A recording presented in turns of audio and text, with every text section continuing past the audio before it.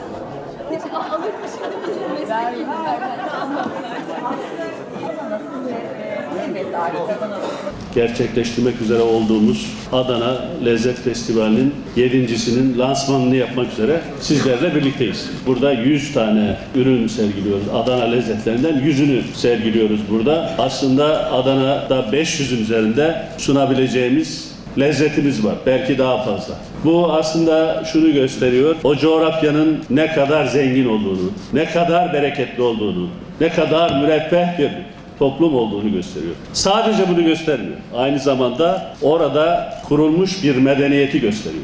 Yeme içme kültürü, bin yılların imbiğinden süzülerek gelen yeme içme çeşitliliği, bir üründen onlarca, yüzlerce farklı yemek ortaya çıkarabilme becerisi aslında binlerce yıllık bir medeniyetin göstergesi. Bu topraklarda bir medeniyet kurulduğunu gösteriyor. Adana'mızı gastronomi alanında Türkiye'deki marka şehirlerden birisi haline. Marka şehir zaten bunu pekiştirecek faaliyetleri gerekiyorsa resmi unvanı almak için de ne gerekiyorsa yapılacak, yapacağız. 7. festivalimizin, Lezzet Festivalimizin Adana'mıza, ülkemize, Cumhuriyetimizin 100. yılına hayırlar, uğurlar, bereketler getirmesini diliyorum.